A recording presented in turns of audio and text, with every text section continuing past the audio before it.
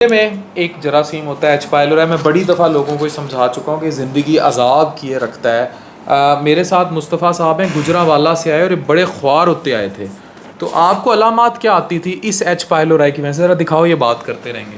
Sir मैं जब खाना खा लेता था तो मुझसे बैठा भी नहीं जाता था, और अगर मैं लेट जाता था तो फिर भी मतलब मुझे ऐसे फ़ील होता था कि मेरे मैदे में बहुत जलन हो रही है। ठीक है सर। और मेरा पेट ऐसे हार्ड रहता था।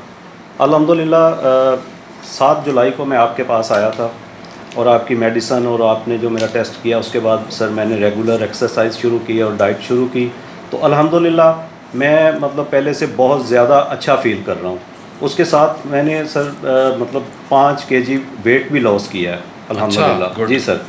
तो मैं इंशाल्लाह और सर इसको नीचे लेके जाऊँगा। आप पहले आए थे, आपका वज़न ज़्यादा था, आप कम हो गए। 86 था सर। आप बेहतर हो अब गए। बेहतर हो गया सर। सही। और मैं माशाल्लाह अल्हम्दुलिल्लाह सर नींद भी बहुत अच्छी मुझे आ रही है। रात में मैं सोता था तो सोने के टाइम पे अच्छी नींद नहीं आती थी, फिर रात में जाग मतलब उठ जाता था मैं। अच्छा, मैं आपको मज़े की बात बताऊं, जी ये जो सर। एच पाइलोरी का जरासीम होता है ना, ये एंटीबॉडी बना देता है बॉडी में, वो सारी ज़िंदगी पॉजिटिव लाती है। लकीली इनकी एंटीबॉडी वो नहीं है, लेकिन इनके सिम्टम बड़े परसिस्ट थे। मैंने इन्हें कहा कि आप एक दफ़ा अपर जीआई एंडोस्कोपी कराएं, हम गोश्त के टुकड़े लेकर भेजते हैं और उसमें चेक करते हैं। जब इनके हमने गोश्त के टुकड़े लेकर भेजे ना, तो ये वीडियो आपकी इजाज़त से बनाई जा रही है, ऐसे ही ना? जी सर। जब ये हमने टुकड़े लेकर भेजे तो ये देखें कि इनको ये मॉडरेट एच पाइलोरी की एक्टिविटी आ गई। ठीक है, अच्छा खासा मैदा सूजा हुआ आ गया। तो जब हमने आगा खान से ये कराए तो ये आगे, और इन्होंने हमसे फिर व्हाट्सएप पे ही ऑनलाइन पूछा। तो जो हमारे पास यहाँ पेशेंट हो जाता है और ऐसे किसी की रिपोर्ट का फॉलो अप हो, हम वैसे तो ऑनलाइन नहीं देखते ना, हम देख पाते हैं। अभी भी इतवार का दिन है, इतना रश है, लेकिन हम उस पर टीम रखी हुई है। तो उन्होंने मुझे आके दिखाया, तो हमने इनको 14 दिन का वो कोर्स दिया, वो मर गया और अब इनकी ज़िंदगी सफल है। कितना कुछ चेंज आया लाइफ में। मैं सर तकरीबन 85% चेंज आ गया मेरी लाइफ में अल्हम्दुलिल्लाह। ज़िंदगी सुखी हो गई है। सुखी हो गई है सर। और मैं इंशाल्लाह रेगुलर एक्सरसाइज करते रहेंगे। जी रेगुलर एक्सरसाइज और डाइट का मैंने सर पूरा ख्याल रखा है। सुबह के टाइम मैं नाश्ते में वो जौ का दलिया वेरी गुड। और एक फल। और ठीक ठीक है सर। उसके बाद 2 घंटे बाद कोई फल या आधा ग्लास जूस। ज़बरदस्त। ठीक है सर। और फिर दोपहर में 12-1-2 बजे एक हल्का सा फुल्का वो सालन के साथ सर लेता हूँ। ठीक है। और चीनी बिल्कुल मैंने छोड़ दी है।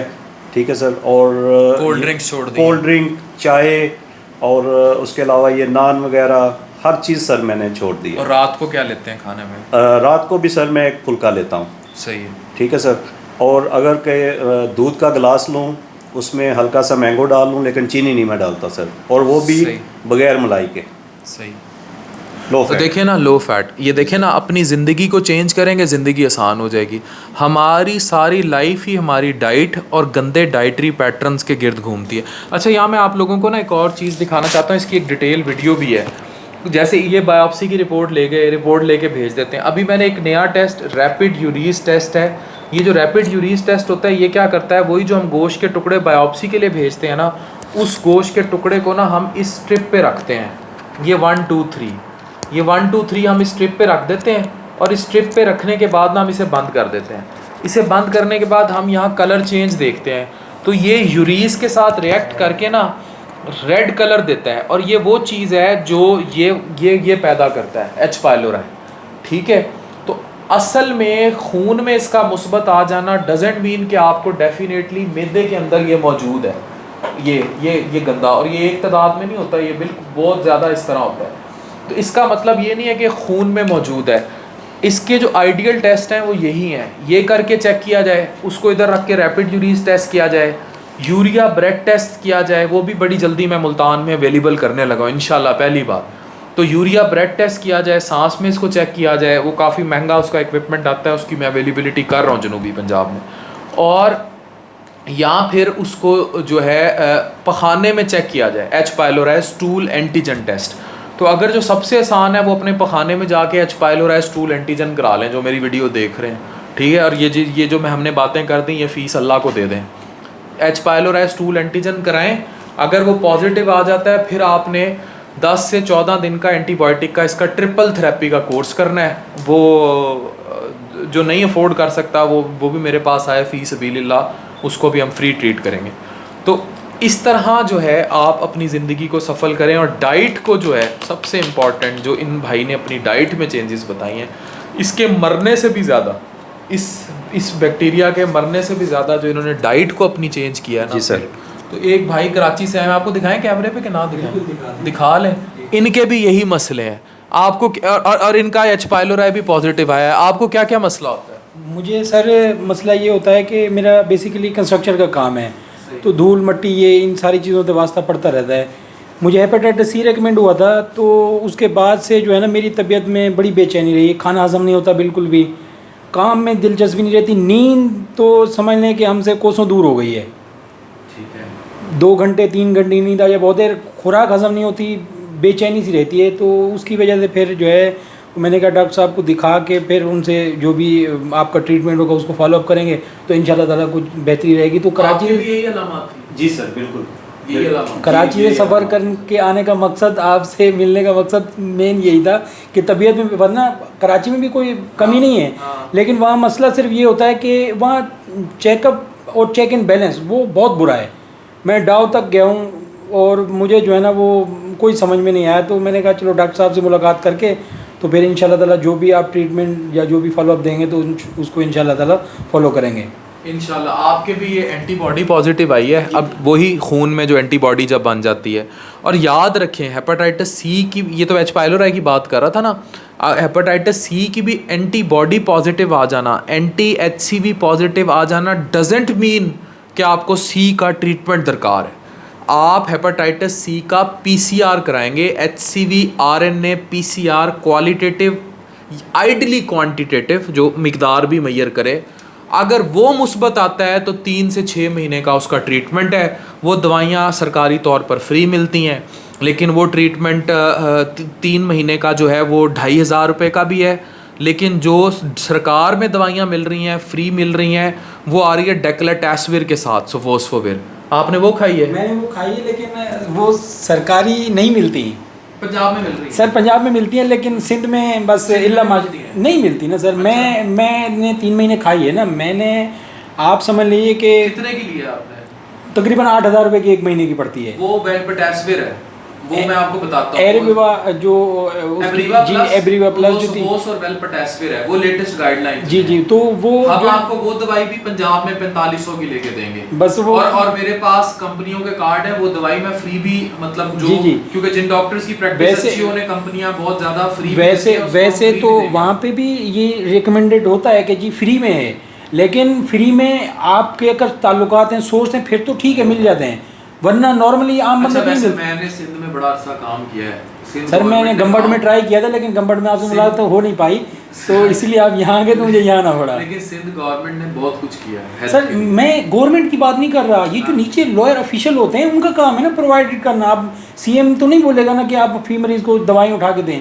ये तो नीचे जो मैनेजमेंट होती है उसका काम है ना। मैनेजमेंट का क्या काम होता है, वही दवाएं वो अपने हिसाब से देते हैं, उनको तो कुछ नहीं कह सकते। गवर्नमेंट का तो इसमें फॉलो नहीं है। मेन मसला जो होता है वो तो नीचे जो मैनेजमेंट है। सही। पंजाब में चेक इन बैलेंस है, अगर ज़्यादा सख्ती है तो यहाँ भी मिल जाता है। सिंध में चेक इन बैलेंस उस तरीके का नहीं है। चले ऐसे ही आप मुझे अभी विचारों से मार पड़वाएंगे 14 अगस्त वाले दिन। भाई जिए सिंध, मैंने सिंध के, मेरे पे बड़े आसान है। मैंने वहाँ से ट्रांसप्लांट हेपेटोलॉजी की, लिवर ट्रांसप्लांट की फ़ेलोशिप की है और मैं बड़ी रिस्पेक्ट करता हूँ। और मैं आज ये भी बताता चलूँ कि मेरे पास यहाँ जो सिंध से पेशेंट आता है ना, उसको अगर वो बहुत पुअर हो तो हम उससे फ़ीस नहीं लेते। अगर वो अफोर्डिंग हो, अपनी मर्ज़ी से, ज़ाहिर है वो करता है तो करे, अदरवाइज़। अच्छा, आप पंजाब में ना सफोस और डेक्लाटैसविर के नाम से, सफोसोविर और डेक्लाटैसविर फ्री है, वो 2500 रुपये की है। लेकिन अगर आप गाइडलाइंस पढ़ें लेटेस्ट ईज़ल की या कोई भी, तो उसमें डेक्लाटैसविर नाम का सॉल्ट आउट हो चुका हुआ है। लेकिन क्योंकि वो वायरस मारता है और सस्ता है, इसलिए वो सरकारी तौर पर फ्री दिया जा रहा है और उसे दिया भी जाना चाहिए। जो जदीद रिसर्च है, ये मैं लोगों के एजुकेशन के लिए बात कर रहा हूँ, वो अब बात कर रही है सफोस और वेलपटासविर पे, जो आप खा के आए हैं। तो वो जिस गोली की कीमत आप 8000 कोट कर रहे हैं ना, वो मैंने मुल्तान में अपने गरीब मरीज़ों के लिए मुआहदा किया हुआ है उसी कंपनी के साथ, वो हम 4500 में दिलवाते हैं। जो मेरा मरीज़ 8000 की दवाई यहाँ से लेता है, वो सबसे महंगी कंपनी की लेता है, सबसे महंगी कंपनी की, जो कि वो मैं अब कंपनी का नाम कोट नहीं कर रहा, वो डिपेंड करता है बंदे टू बंदे है ना। जैसे अब किसी के पास ऑल्टो है, किसी के पास एल्सविन है, किसी के पास सिटी है, किसी के पास सिविक है, सफ़र सारे कर रहे हैं। इसी तरह गाड़ियों की भी ब्रांड उसका इनकी भी ब्रांडिंग का फ़र्क है, इसमें लाख रुपए तक भी हैं फिर। और जब ये नई नई आई थी तो ये 32,000 की थी और ब्लैक होती थी, इवन ये जो आप 2,500 वाली, अब तो अब एक और ड्रग जो हुकूमत को सुन लेना चाहिए और हेपेटाइटिस सी के लिए इंपोर्ट कर लेनी चाहिए, उसका नाम है वोसुवी, वोक्सिलाप्रेविर, सोवोस्फोविर एंड वेलपटासविर का कॉम्बिनेशन। ऐसे लोग जो रिलैप्सर हों, नॉन रिस्पॉन्डर हों, जिनका हेपेटाइटिस सी रिस्पॉन्ड ही ना कर रहा हो, उनके लिए वो ड्रग ड्रैप को इंपोर्ट करनी चाहिए। वो ड्रग 1 लाख रुपए महीने तक मिल रही है, जबकि उसकी असल कॉस्ट 5-6 हज़ार रुपये महीने से ज़्यादा नहीं है। वो लोग जिनका हेपेटाइटिस सी रेजिस्टेंट हो जाए और मरे ना, उन लोगों के लिए उस दवाई को इस मुल्क में इंपोर्ट करना होगा। तो ये चीज़ बड़ी अहम है। कुछ कहना चाह रहे हैं? जी सर, मैं कहना चाह रहा हूँ, एक तो सर ये कहना चाह रहा हूँ कि शफा मिन जानब अल्लाह है, बिल्कुल ठीक है सर, लेकिन आपका मरीज़ के साथ सर रवैया, नहीं, बहुत मैं ये समझता हूँ कि मरीज़ मरने वाला हो ना तो वो इंशाल्लाह ज़िंदगी की तरफ चल पड़ेगा। नहीं, बहुत मैं डॉक्टर साहब का नाम नहीं लूँगा, गुजरांवाला में मैं सर दुबई में अच्छा भला सेटल था, तो सुबह मेरी फ़्लाइट थी, तो मैं रात को चेकअप करवाने के लिए गया हूँ। तो मैंने सर इतनी सी सर बात पूछ ली उनसे कि सर कोई परेशानी वाली बात तो नहीं है। तो उन्होंने मुझे ये बता दिया कि खुदा न खास्ता हो सकता है तो मर जाओ। मैं सर वही टेंशन लेके दुबई गया हूँ। मैं 4 से 5 दिन वहाँ रुक सका हूँ। मेरे जहन में ये बात बैठ गई है कि मैंने मरना है तो घर वालों में जाके मरूँ। मैंने वहाँ पे अपने पैसे छोड़े, कंपनी में वीज़ा रिज़ाइन नहीं किया, हर चीज़ छोड़ के आ गया। सही। अच्छा मैं आपको बताऊँ, और तब से मैं सर ऐसे ही फारग बैठा हूँ। नहीं आप काम करें अब तो। अब मैं ये सर आपसे पूछना चाह रहा हूँ कि अगर मैं वापस दुबई चला जाऊँ, 100 दफ़ा चले जाएं, आपको कुछ भी नहीं है। ठीक है सर, आप 200 दफ़ा चले जाएं, ये तो कुछ भी नहीं है। ये एच पाइलोर है तो बड़ा कि आपका क्या ख्याल है? अरबियों को नहीं, अरबियों को नहीं। फैटी लीवर का मुझे देखें, आपको जो फैटी लिवर है ना, बड़ा माइल्ड सा, मैं लोगों को यही बताता हूँ। देखें फैटी लिवर क्या होता है, इधर आ जाएं। फैटी लिवर जो पेट के ऊपर चर्बी आती है ना, जैसे इनके पेट पे थी, ये देखें, करें फोकस, ये इन्होंने कम कर लिया अब, ठीक है। यही चर्बी, कभी आपने जानवर ज़िबा किया है, कभी आप जानवर ज़िबा करें ना तो आपको अक्सर बोटियों में वो चर्बी नज़र आती है, वाइट वाइट, वही फ़ैट होती है, कोई नई फ़ैट तो है नहीं। तो ये वाली फ़ैट होती है, ये देखें, ये फ़ैट होती है, ये वो फैटी लिवर के ऊपर फ़ैट आती है, ठीक है। ये आम लिवर होता है, स्मूथ लिवर होता है। इसी तरह जब अगर आप बकरे की बोटियाँ देखें तो उसके ऊपर वो जो किसाई उतार के अलग कर रहा होता है, और जो रिश्तेदार आपको बुरे लगते हैं या जो आपको बाज़-औक़ात गरीबों के लिफाफों में ये ऊपर वाली तह जो ज़्यादा चली जाती है, वो फ़ैट होती है, ठीक है। तो ये फैटी लिवर होता है। The day charbi is gone from your pet, the day charbi will gone from your liver. अब ये डैमेज उसी तरह करती है जैसे अल्कोहल करता है। अगर आपको एक इसको हम कहते हैं फैटी लिवर डिजीज़ है ना, ये non alcoholic fatty liver disease है, जो अगर डिस्टर्ब करने लग जाए एंजाइम्स को, या चीज़ें ख़राब करने लग जाए, या फाइब्रोसिस स्टार्ट कर दे, तो हम उसे या हेपेटाइटिस बहुत बुरा शुरू कर दे, उसको हम कह देते हैं नैश, नॉन अल्कोहलिक स्टीटोहेपेटाइटिस।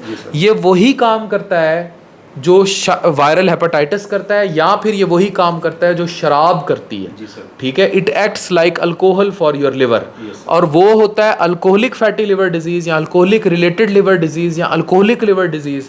ये जो है फैट आ जाता है तो इसको हम फैटी लिवर डिजीज़ कह देते हैं, नॉन अल्कोहलिक यानी कि नेफल्ड। तो आपको ग्रेड 2 का नेफल्ड है। अगर इसमें हम फाइब्रोस्कैन या शेयर वेव करके फाइब्रोसिस को मैयर कर लेते होते हैं, अगर वो फाइब्रोसिस F2 पे फिर रही है या लोअर F3 पे, अर्ली F3 पे, वो वापस हो जाएगी जैसे ही फैट जाएगा। जैसी तरह जैसे शराब बंदा पीना बंद कर दे। मैं फिर बार बार कहता हूँ कि फैटी लिवर के मरीज़ों का वाहिद इलाज कोई दवाई नहीं है, डाइट और एक्सरसाइज है। या नेचुरल चीज़ें हैं। फॉर एग्जांपल ये मैं ब्रांड इंडोर्समेंट नहीं करता, मैं अभी खुद भी खाता हूँ, मैं आज भूल गया हूँ।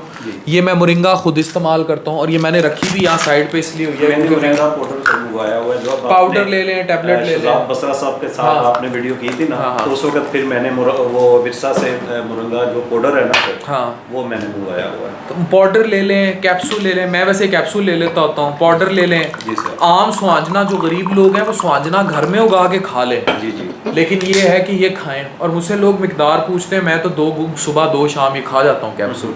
तो उसके अलावा चिया सीड्स हैं, उनका इस्तेमाल करें, रेगुलर एक्सरसाइज करें जी ठीक। और रोटी जब भी खाएं फैटी लिवर के डिस्क साइज रोटी लें।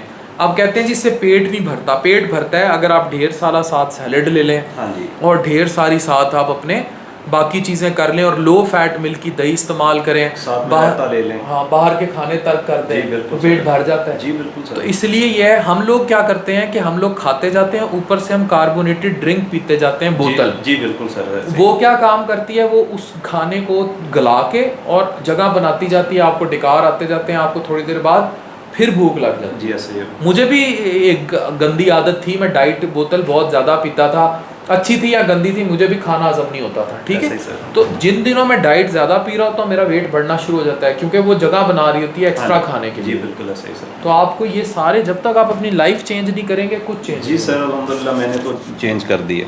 मैंने आप तो भी अब अल्हम्दुलिल्लाह- चेंज करें अपनी। मैं- इंशाल्लाह। हाँ। सही है। मेरा भाई लाइफ चेंज कर दो, इंशाल्लाह आप तो देखना हाँ। फिट हो जाएंगे। चेंज करेंगे। वजन तो मेरा डॉक्टर साहब तकरीबन 3 किलो के करीब कम हुआ है 5-6 सही महीने में। है, सही है। तो लेकिन अभी भी 76 है। मैं 7 जुलाई को आया था और आज मैंने मतलब अब तक मैंने 5 किलो वेट लॉस किया। नहीं मैंने जब मार्च में, और लोगों को मैं कहूँगा अपना BMI निकाला करें, वेट प्लस हाइट का स्केयर। और ये BMI ना कोशिश करें पाकिस्तानी कम से कम 27 से, आइडियली 25 से नीचे, लेकिन कम से कम 27 से नीचे रखें तो आप बड़े ठीक रहेंगे। बहुत शुक्रिया आप दोनों भाई। Thank you sir. Thank you very much. Doctor Afan Qaiser with Mohammad Afzal sahab वो और मुस्तफ़ा साहब गुजरावाला से